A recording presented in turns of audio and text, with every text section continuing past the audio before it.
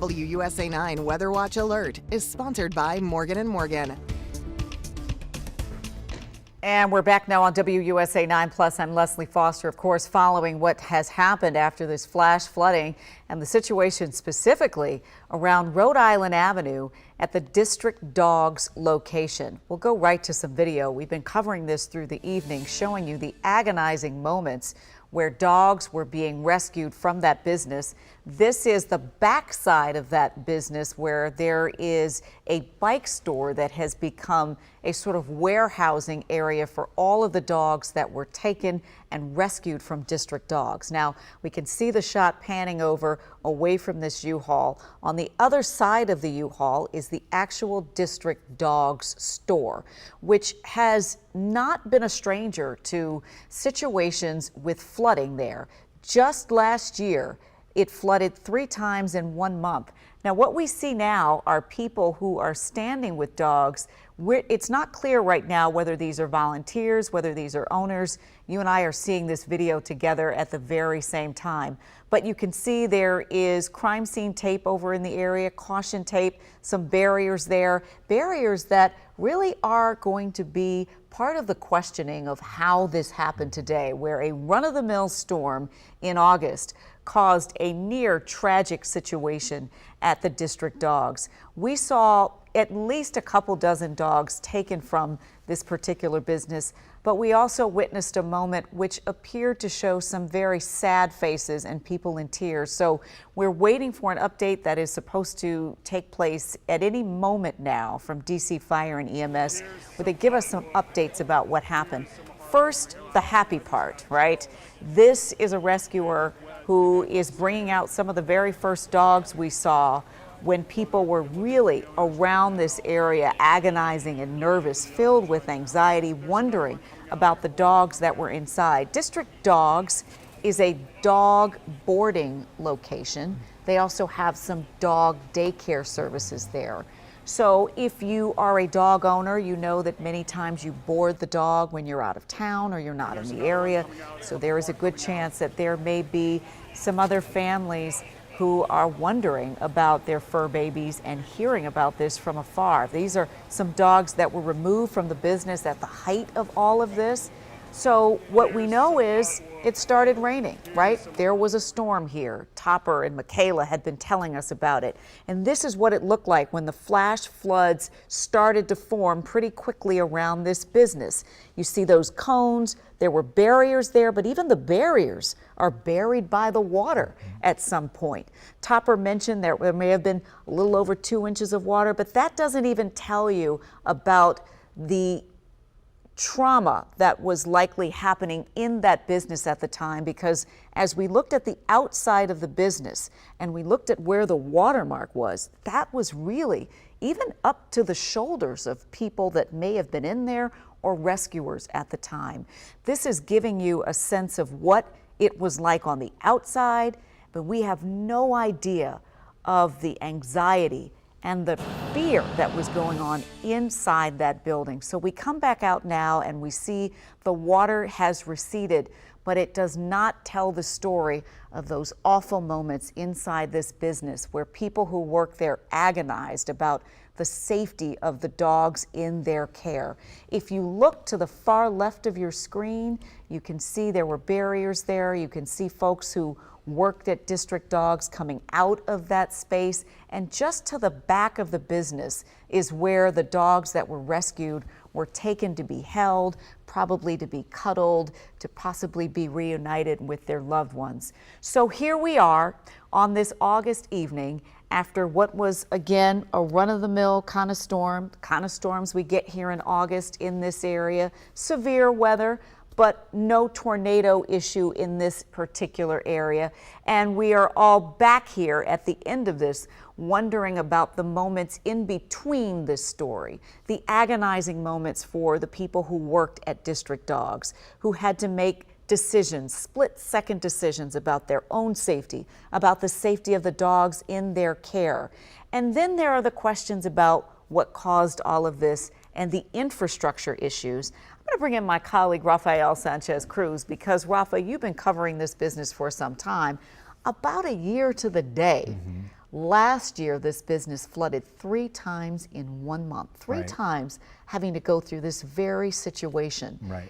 And yet they're here today again. Right. It prompted a visit from, officials from across the district. We're talking water officials. We're talking from Council Member McDuffie, who was touring the business and telling the owner, Jacob Hensley, what's going on? What are you facing? And again, what we're talking about is that this building that has apartments on top has now this business portion at the bottom, right? They were saying that before what was there was a wall. So ideally, that those businesses would not be there, and that's what's leading to this flooding that we're seeing time and time again. When we had the conversation last year, we were talking about the type of flood that you only see once every 100 years. This was not This was not that. This was not it. And in the meantime, they said they were going to install those barriers, but you can't see those barriers in those images that you're seeing on your screen right now.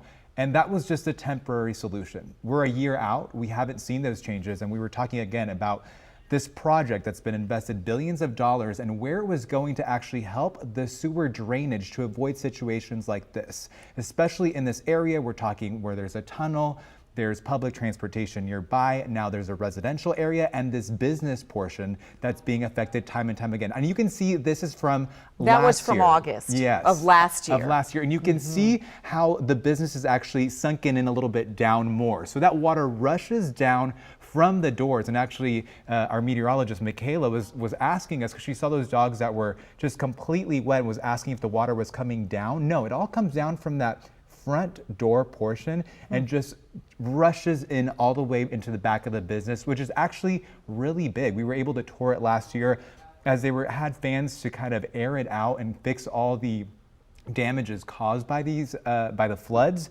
However, again, we're seeing the situation time and time again. I think it's important to follow up as to where it's going and having that conversation of what's to be done. I was actually on social media right now, and some elected commissioners are having the conversation of, should that business be there? Do they plan to leave? And residents in the area saying the exact same thing. People that live above District Dog saying, we weren't expecting that. We feel bad for the owner. We feel bad for the employees. And of course, we feel bad for these dog owners and these dogs, right? These family members that went through this traumatic situation. We saw that dog running away, looked scared, and they had to rush and grab him. And also, we saw the owner, embrace one of his employees as he was in tears. And again, the conversation that we had last year was they were telling me, we're not trained to do this. We're trained to take care of dogs. We're trained of other types of emergency situations, but nothing like water rushing into your business and trying to save yourself, as well as these dozens of dogs that are under your care as you're trying to figure out what's going on. We were watching in real time as the first responders were in there and gave us a glimpse of what they were dealing with. And at the point that we could see a little bit inside District Dogs, the water looked to be up to the thighs of some people and then, the knees of some folks. So they've got to wade through this big location. You've toured it. They've got to get to the dogs. They've got to pluck them from the water or from wherever they are. They may be scared, so they may not want to come out immediately. This was a big operation here to get these dogs to safety. Yeah, and I think when we see the images, we think that we would know how to act. In the conversation we were having last time, as most people, you don't know what's going on. It all happens so quickly. We can see it there.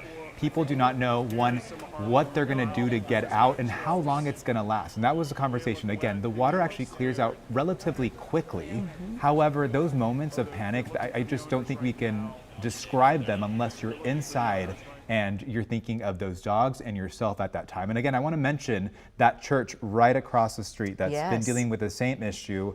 Their parking was completely flooded, and they said this is something that we've been dealing with for decades. And the only reason that they felt that it was getting attention was because the dogs were being affected. And who doesn't love a dog, right? But again, they're saying the infrastructure in this area has been a constant issue. And actually, the businesses across the street, same situation. I've been reporting on the other side of the street with the exact same struggle and those drivers being caught up in those floods and just unable to get out and relying on DC rescuers to be there like they were today. Yeah, and they had to be there today. There was a point before we actually knew what was happening with district dogs where all we could see were, 3 or 4 cars that were trapped in those floodwaters. We didn't see any people there, so clearly rescuers were able to get to them.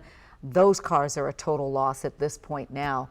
But I want to get back to something. So what was being built was supposed to be called the Northeast Boundary Tunnel. It was supposed to be done in March of 2023. All these resources from the city going into this effort in the hopes of keeping what we saw happen today from happening again. Right.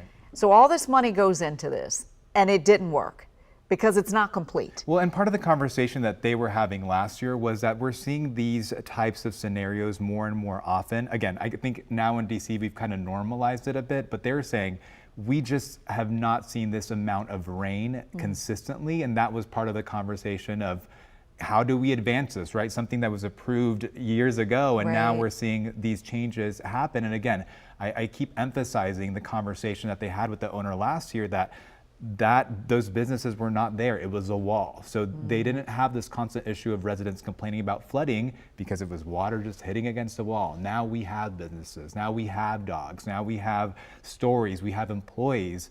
And that's why we're getting these testimonies that perhaps they need to reevaluate having businesses there. Maybe it was a mistake. Maybe you shouldn't permit these businesses to be in locations where they are flood prone and where the most heartbreaking thing can happen in a nanosecond when there's a flash flood. And if you can't get to everybody, whether it's a human or a dog, it's a significant loss. We don't know what we're going to hear yet from fire officials, but our colleague Eric Flack and James Hash have been down there the whole time. Eric, I think that you're there, and I think we might be able to talk to you. Is that right?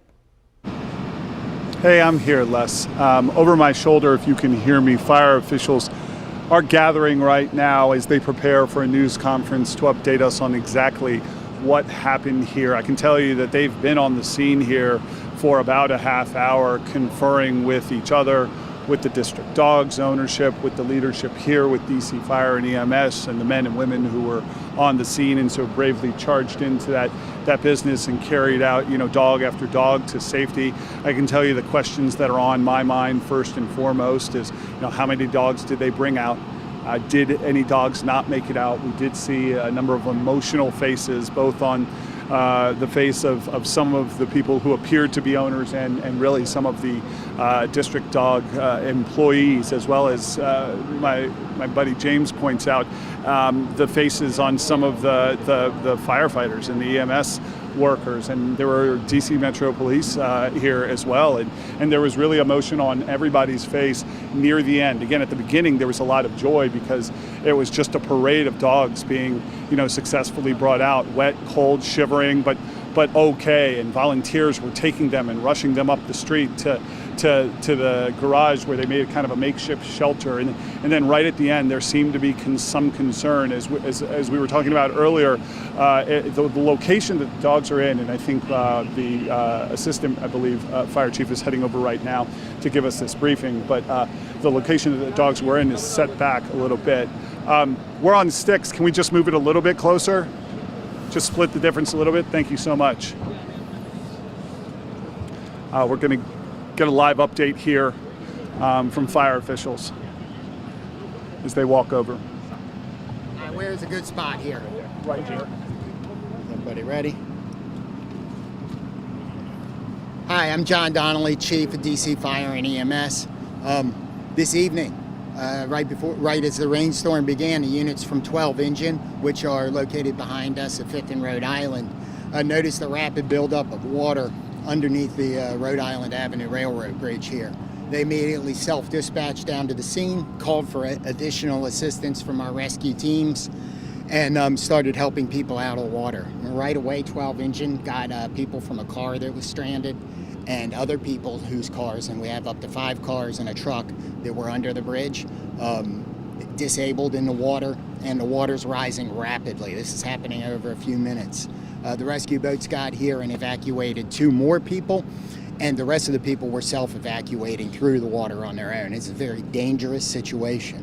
over those few minutes, the water raised 6 feet roughly to the middle of the doors, or above the middle of the doors on District Dogs behind us, and then one of the walls gave in and District Dogs flooded. And as a result of that, we've had some fatalities for the dogs, and the fire department assisted the District Dogs employees in rescuing 20 additional dogs and getting the people that worked at District Dogs out of the building safely. Some of them have been assessed for injuries, and we're still assessing that. Nobody has been transported from the scene. And overall today, over 20 people were helped out of the water by District Fire and EMS from this location. Can you talk about the number of dogs that unfortunately did not make it out, as well as the emotion we saw on the faces of both the employees, but even your own men and women here on the scene? So instead of giving a number, I'd like to just wait. So the District Dogs is contacting the families involved in those dogs, but the emotion it's hard to watch. It's unbearable. This is losing a member of your family or being scared that you did. And, we've all been through or seen that in our communities. It's a terrible thing. Can you verify it's more than one? And can you also say which wall was it that collapsed here? There's a front wall where the windows came in, and then it pushed the water it let all the water into the building that way. Multiple dogs? Yeah, multiple dogs. I'm sorry. I forgot the first part of the question. Multiple Chief, dogs. there's a history here on Rhode Island Avenue. This location has put up some barricades because it's been flooded before. They have complained, as have others along this route, that public programs to alleviate flooding have not been successful. So I'd just like you to address, I heard your own people on the scanner on the way down here saying, it happened again. This happens all the time. Does this happen all the time, and why can't we get it to stop? So I've never seen anything like this here, and I'm unaware of the particulars with this building. I do see some walls up. I'm not sure what those are. So I think that's going to have to come out as we look at it over more time. I just don't have that answer today. The flooding program in general, though, I mean, is it failing? So I think that our what's the bypass tunnel called that's being built everywhere, we're seeing that work as it comes online. It's my understanding it's not online in this area, but we're digging hundreds, probably close to 100 miles of tunnels under the city right now, and that's going on all over. I know it's worked in other areas, and I'm sure once it gets online here, it'll work. DC Water is working extremely hard on that. You had a question about? Yes, sir. Can you just walk us through what went into that rescue? We saw firefighters knocking through the drywall as they sort of pulled out some of those pets earlier. Yeah. So the firefighters here at the command post observed people swimming out of the building, coming out of the door. To them, it appeared they were in trouble. They immediately deployed their resources. The firefighters came in and helped the employees get through. Some of the easier ways to do it were to go through drywall. They did that. There's significant damage in there, so they had to work in that. It's a very hazardous environment with electricity, with power, with disentanglement things. So it's a very hard and rough situation to work in. And about how many employees were trapped inside? I believe 7, although there may have been more people, including families. We overall on the site, we helped about 20, which I think puts about 10 people in District Dogs. Chief, I just want to make sure I understand. So you're saying, to your knowledge, you've never heard of severe flooding issues here? So I've never heard of severe flooding issues, me personally, at District Dogs. I'm aware that we have some flooding here. The owner was talking to another employee saying this is not our fault. They're going to say it's our fault and it's not our fault. What's your message? So I don't know how it could be their fault. Will there be any sort of investigation? Is this warrant one? So absolutely. I would say we're going to look at this, figure out what happened. We'll work with DC Water and all the relevant authorities and figure out what's going on here. Now, I did talk to one woman who got her dog and said she was watching on the webcam as the employees inside were able to rescue a number of the dogs and can you talk a bit to that and your reaction to their actions in there? I think the District Dogs employees were heroes. Absolutely. You see those red barriers up there, this place always floods. I mean, something isn't really working. What does the city need to do to make sure that you're able to keep people and dogs safe? So we'll have to figure that out in the after action. That's not my area of expertise. Sir, where do we go from here? You mentioned this will be investigated. Who's taking over, and what are some of those answers you're looking for? So at this point, I don't have that. I imagine HCMA generally leads our after-action reviews, and we'll be talking to Director Rodriguez and the city administrator, and the city administrator is definitely on top of this. Just to confirm, how many people were rescued from their cars and under the bridge? Overall, 20 people were assisted. Some of them helped themselves out, but there are 20 people in the water affected by this. And were any? I'm going to have to go ahead. Were any in peril? Oh, absolutely. Will we get another update once you? I don't think so tonight. I'm not going to have any new information. Final words for to you. the community. Keep your families affected by this today in your thoughts and prayers, and be careful out there. Don't drive into standing water. Thanks, Chief. Well, there you have it. So we just got an update. So that was the DC Fire Chief giving us a rather unfortunate and sobering update that despite the fact that many dogs were successfully rescued and brought back to their owners, and we can imagine safe and getting warm tonight, that an unknown number of dogs, a number that the chief didn't want to put out there in the public right now because the owners here are still notifying family, they did not make it out. So obviously a lot of heavy hearts down here. We saw the joy, and now we're experiencing some of the grief, and sometimes the grief is worse than the joy, and that kind of seems like this is one of those deals. So Les, back to you. It's heartbreaking. It's heartbreaking, and I think we started to think that this might have happened when we saw what we saw in real time, when you showed us, the district dogs, employees comforting themselves, but only after listening to the chief did we get a more fulsome picture of what they endured in there. He talked about district dog employees swimming out of the building, that the water rose 6 feet. So we're talking about 2 inches of water that rose 6 feet into that building. I can't even imagine what that was like for the employees in there and for the dogs that were trapped and potentially drowning because of what was happening in minutes in that building.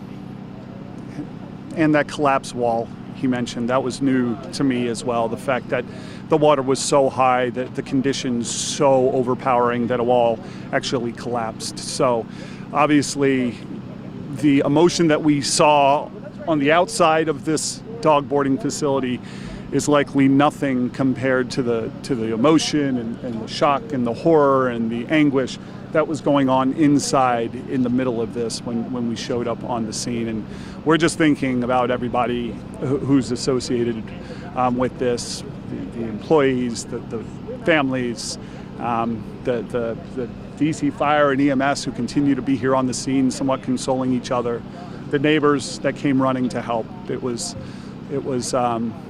unfortunate, and we'll just kind of focus on the positive, while at the same time we ask these tough questions about why it happened again and why can't we stop it, especially along this corridor down here.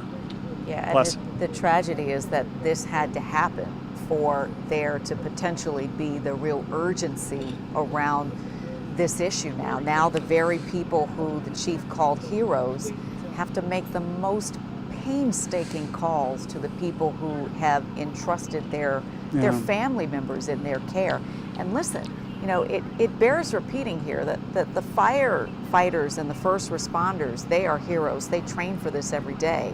But the people who care for these dogs, this is not what they are not trained to endure this kind of thing, to care for dogs. And yet here they were yet again, having to spring into action, having to overcome their own fears to try to save the dogs and themselves in a lot of ways.